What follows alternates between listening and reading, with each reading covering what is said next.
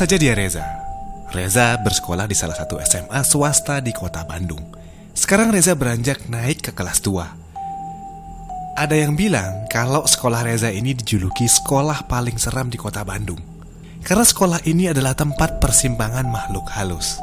Awalnya Reza gak begitu percaya, sampai akhirnya Reza pun mengalaminya sendiri. Waktu itu sekitar jam 5 sore, Reza dan kawan-kawannya masih latihan basket di lapangan sekolah, karena minggu depan akan ada turnamen antar SMA. Jadi sampai saat turnamen itu tiba, anak-anak basket latihan lebih lama dibanding hari biasanya. "Bro, gua ke kamar mandi duluan ya," ucap Reza kepada teman-temannya. Reza berjalan tenang melewati lorong kelas yang sudah tampak gelap dan sepi. Setibanya di kamar mandi, Reza gantungkan tas dan mulai mandi. Beberapa saat ketika Reza mulai mandi, tiba-tiba saja lampu kamar mandinya mati. Kemudian Reza berhenti menyiram tubuhnya dan mulai mendekatkan telinga ke pintu. Dengan harapan, Reza tahu nih siapa orang yang iseng matiin lampu kamar mandi ini. Beberapa saat, Reza terdiam. Ternyata tidak ada suara teman-temannya. Reza membuka sedikit pintu kamar mandi untuk melihat keadaan di luar. Dan ternyata keadaan di luar pun sama gelapnya. Reza menutup kembali pintunya lalu memakai baju. Reza pikir jika Reza meneruskan mandi, itu sudah tidak kondusif lagi. Ketika Reza sudah memakai bajunya, Reza menggeserkan tubuhnya sedikit ke kanan, namun tanpa dia sadari kakinya menginjak sesuatu. Ini seperti kaki seseorang, pikirnya. Pelan-pelan Reza mulai mundur beberapa langkah menuju tembok. Dan di dalam kegelapan itu, Reza seperti merasakan ada seseorang yang bersamanya. Sedikit panik, Reza segera mengambil tas yang digantungnya di belakang pintu. Namun karena memang panik mulai menyergap, tubuhnya pun terjatuh. Reza mulai membungkukkan badan dan meraba-raba mencari tasnya. Tiba-tiba, dia mendengar suara seseorang sedang bernafas. Dan jelas sekali, itu bukan suara nafasnya. Hembusan nafasnya itu sangat kuat dan badannya pun mulai merinding. Keringat dingin mulai bercucuran di keningnya. Reza ingin segera keluar dari sini, pikirnya dalam hati.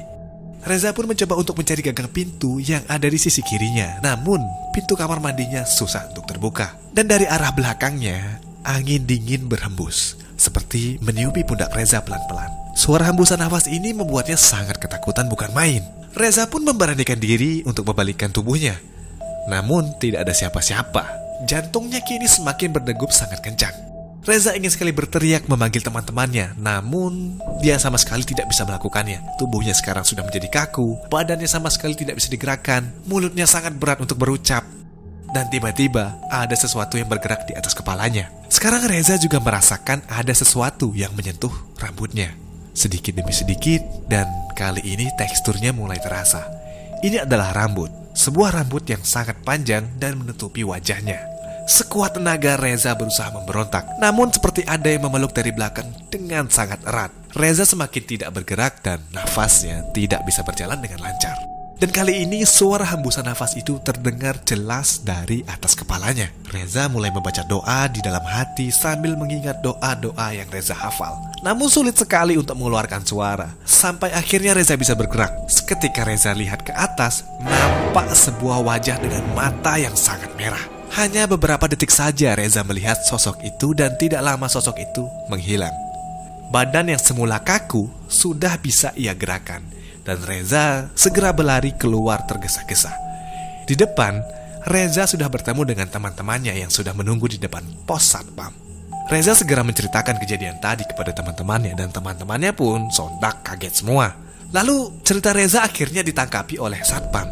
Satpam itu mengatakan bahwa Reza memang salah. Kenapa dia yang salah?